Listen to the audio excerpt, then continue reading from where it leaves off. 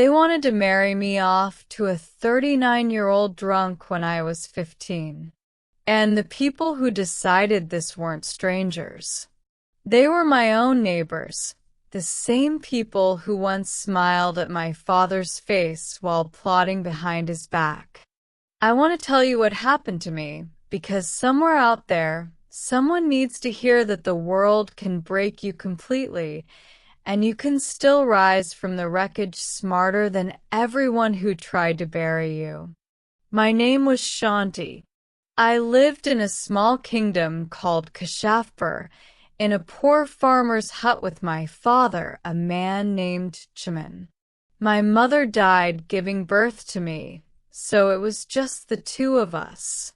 He worked the fields from sunrise to sunset, and then came home and cooked for me with his own tired hands.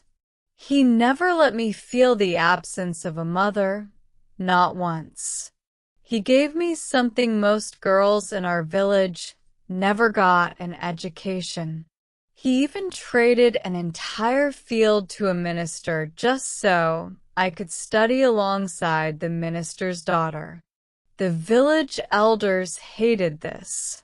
An old woman used to come by almost every week, telling my father he was wasting his life letting a girl read books instead of teaching her to cook and clean. My father always silenced her the same way. He'd smile and say, "My daughter will make my name shine one day." I believed him completely. I trusted that voice more than I trusted my own fear. But the world doesn't care about a father's dreams for his daughter. One evening, walking home from the fields, my father stepped on a snake hidden in the grass. It bit him. He collapsed right there on the path, writhing in pain, and within minutes he was gone. Just like that. The man who had built his entire life around protecting me was gone, and I was completely alone in the world at 15 years old. I remember kneeling beside his body, screaming into the empty field, asking him how I was supposed to survive without him. That's when a 6-year-old boy named Guddu came running up to me. He had no parents either. He used to wander the village, and I was the only one who ever fed him. He took my hand that day and said something I will never forget. He said, "Today, there isn't just one Guddu in this village anymore. There are two of us." I held his small hand and made him a promise. I told him we would survive together, no matter what. The village buried my father, but the moment the dirt settled over his grave, the whispers started. What would happen to the orphan girl?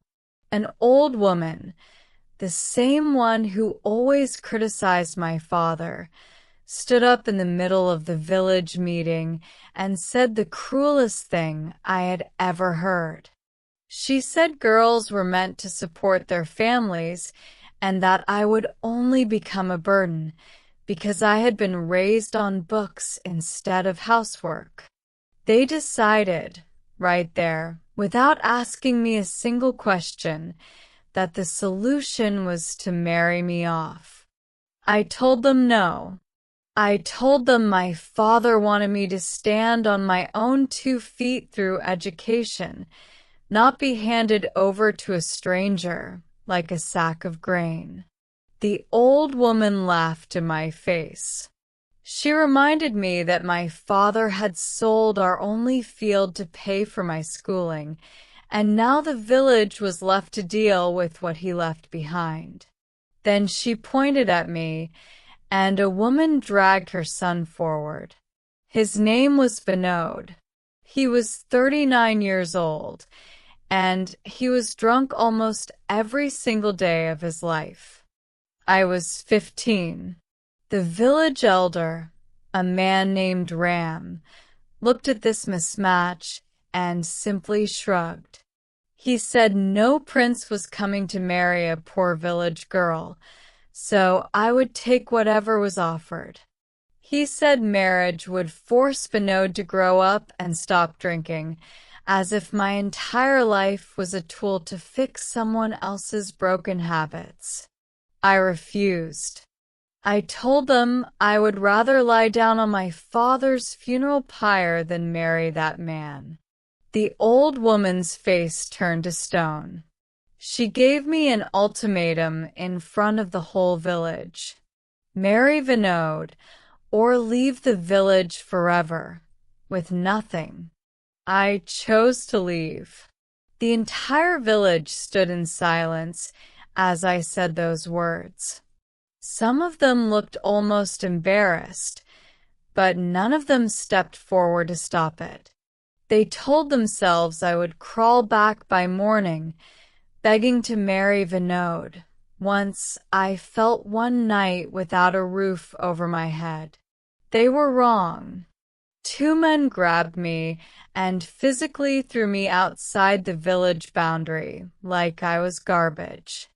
That's when Guddu came running after me, breathless, begging me to take him along.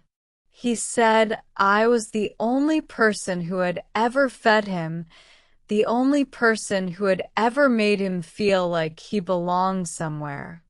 I took his small hand in mine, and we walked away from everything we had ever known. We hadn't gone far when the sky opened up. Thunder cracked above us, lightning splitting the darkness, and rain came down so hard we could barely see the road in front of us.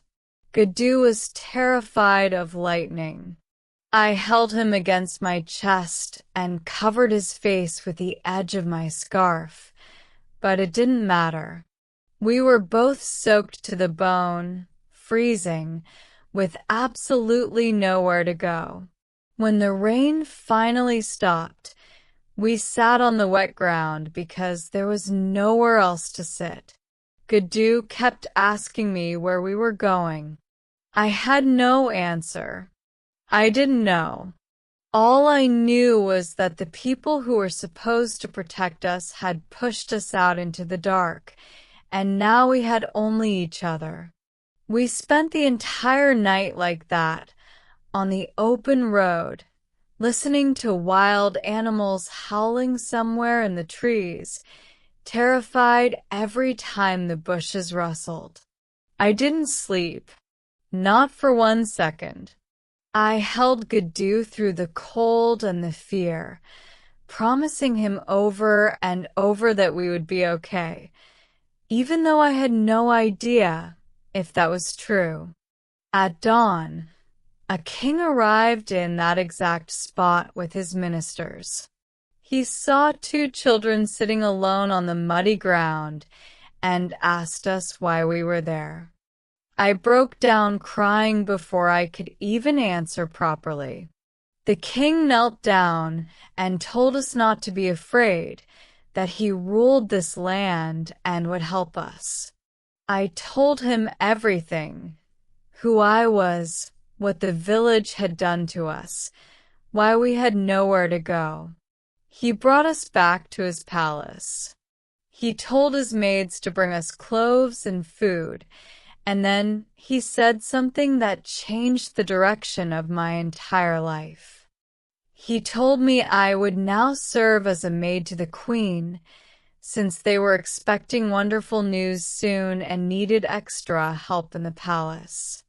I thanked him with everything I had. He simply said it was his duty as king to protect his people. I didn't know yet that this single act of kindness would eventually expose one of the darkest secrets the kingdom had ever buried. I worked hard in that palace. One day, while I was cleaning the queen's chamber, she asked if I could do anything besides cleaning. I told her a little nervously that I could also read. I told her I knew stories of war, religion, and adventure, and that I would happily read to her if she wished. She was stunned. She said she had never met a village girl who could read. From that day on, I read to her often, and slowly, she began to treat me less like a servant and more like a friend. She asked me once if Guddu was my real brother. I told her he wasn't by blood, but he was my brother in every way that mattered. She smiled and told me she had grown unusually fond of him, almost as if some instinct in her recognized something in his face that I couldn't see yet. Weeks passed peacefully, until one morning the entire palace was thrown into chaos. A newborn baby was crying weakly in the queen's chamber, and the old nanny who had served the royal family for years was sobbing, telling the king they might lose this child too. The king's voice cracked with desperation. He said this was their second child, that they had already lost their firstborn before ever holding him, and they could not bear to lose another. The nanny told him there was one solution: the water of the Black River. She said if the king brought that water himself and gave it to the baby, the child's life would be saved. But she warned him the river would not give up its water easily, and he would have to go and fetch it personally. The queen panicked the moment she heard this. She reminded the king that their first son had vanished near that very river years ago. She begged him not to go back there, afraid history would repeat itself. But the nanny insisted there was no other way to save their second child, and so the king, torn between grief and desperate hope, rode alone into the forest toward the Black River. I happened to be nearby that day, gathering herbs near the forest edge, when I overheard the entire conversation. Something about it felt wrong to me, though I couldn't explain why yet. When the king reached the river and tried to fill his pitcher, the water suddenly dried up before his eyes. He stood there confused, desperate, wondering how he could possibly save his son now. That's when he heard a girl's scream echoing through the trees. It was me. I had followed him quietly, sensing something was deeply wrong with this entire situation, and I had let out a scream on purpose to draw his attention. He found me near a tree and demanded to know if I had been spying on him. I admitted I had overheard everything about the Black River water. He told me to go home immediately, that this place wasn't safe for me. But I refused to leave. I told him I had read about the Black River in an old book back at the palace, a book called The Secrets of the Black River, and what it described terrified me. He didn't believe me at first. He said reading books didn't make me wise enough to question royal traditions passed down by trusted servants. But before he could finish his sentence, a massive spirit rose out of the river itself, and the king stumbled backward in shock. The spirit demanded to know who had summoned it. The king, trembling, begged for water to save his son, promising the spirit's kindness would be remembered. Just as he extended his pitcher toward the spirit, I threw a handful of red clay at it from behind. The moment the clay touched the spirit, its eyes turned blood red, and its body began to burn and dissolve into the river, screaming that it would drag me down to the underworld with it. The king turned on me, furious, demanding to know what I had just done. accusing me of destroying his only chance to save his son. I told him calmly that I understood his anger, but he needed to trust the evidence sitting right in front of him.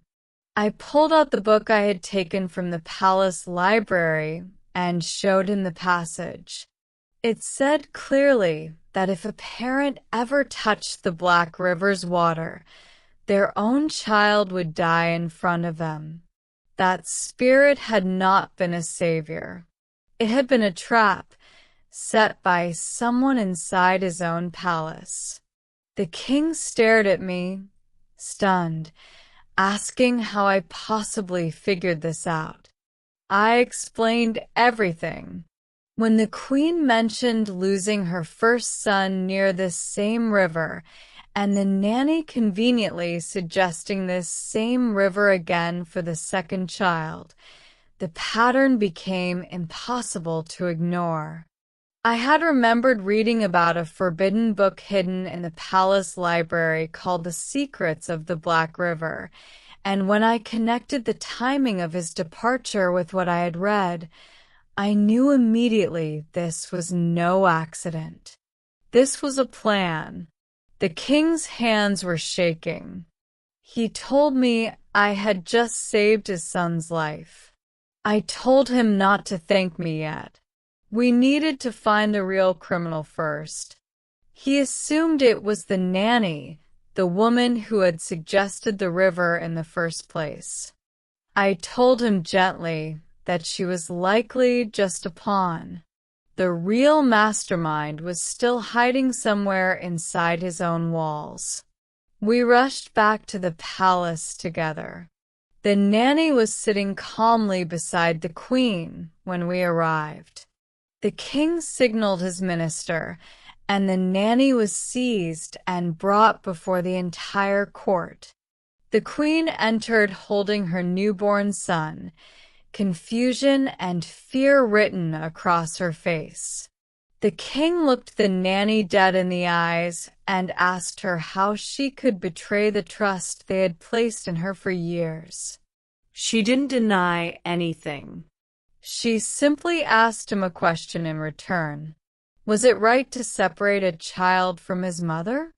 Was it right to tear a prince away from his own kingdom? She asked if what she had done was truly worse than what the king himself had once done. The king fell silent. The queen demanded to know what this meant. The nanny told them coldly that because of the king, she had lost their firstborn son 6 years ago. They had trusted her completely, handed her their son, and gone off into the forest to fetch this same river water, only to discover later that wild animals had supposedly taken the child while they were away. She asked if they understood what 6 years of grief had done to her and the queen. The king's voice broke. He asked if she truly believed he had done nothing wrong. She said one single name, Kalyani. The moment that name left her lips, the king went completely silent, his face draining of color in front of the entire court. The nanny said she had simply stood by someone the king himself should have stood by years ago. Then she turned and walked out of the palace, and the soldiers, after one final signal from the king, let her pass without resistance. The king left the palace immediately afterward, walking toward the edge of the village alone. He stopped in front of a small broken-down hut and called out. A man named Mukesh answered, startled to see the king standing at his door after all these years. Mukesh said bitterly that people who once bowed to them now threw shoes at their faces wherever they went. He said one day the truth would come out, and the village would finally understand what had really happened. A woman appeared behind him. Her name was Kalyani. She looked at the king with cold, exhausted eyes and asked what he possibly wanted from her after all these years, when he had already taken everything she had. She told him she had a 4-month-old daughter she could barely feed, that she mixed sugar into water just to keep the baby alive because there was no milk to give her. Her husband worked endlessly and was paid almost nothing. The king told her, his voice breaking, that her daughter's suffering was his fault. He admitted that years ago, he had falsely accused her of theft and had her thrown out of the palace, simply because he wanted the throne entirely for himself, and Kalyani's bloodline stood in his way. He confessed that this very throne, this entire kingdom, rightfully belonged to her. He had been 9 years old when his father died, and it was her father, the rightful king, who had raised him with love inside these palace walls. That love had turned into greed inside him, and he had murdered her father to seize the crown. Then he had helped the people so generously afterward that no one in the kingdom ever dared question how he became king in the first place. He begged her to return to the palace, promising to give back everything that was rightfully hers. Kalyani told him bitterly that her life was nearly over from exhaustion and grief, and asked what good returning to that golden cage would do for her now. That's when the king said something that stopped my heart completely. He told her that her older son, the one she believed had been taken by wild animals near the Black River 6 years ago, had actually been handed to the nanny and abandoned in a village far away. He said that boy had grown up as a prince with nothing, starving for scraps for 6 years, until fate finally brought him back into the palace through someone unexpected. Kalyani asked, trembling, if Guddu was her son. The king said yes. He told her both of her sons were alive, the one she had just been crying over in that broken hut, and the one currently living safely inside the palace, brought there by a girl who had no idea she was raising royalty all along.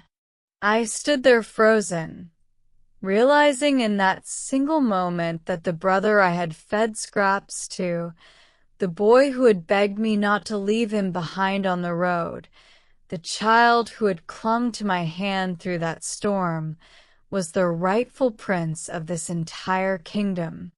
Kalyani refused at first, still bitter, still broken by everything she had lost. But the king reminded her that even if she could not forgive him, her daughter's future deserved better than a life of sugar water and stale bread. Eventually, despite her resistance, the king brought her back to the palace. In front of the entire kingdom, the king divided the palace and its wealth into 4 equal parts. 2 parts went to his sons. 1 part went to Kalyani's daughter. And the 4th part, astonishingly, went to me.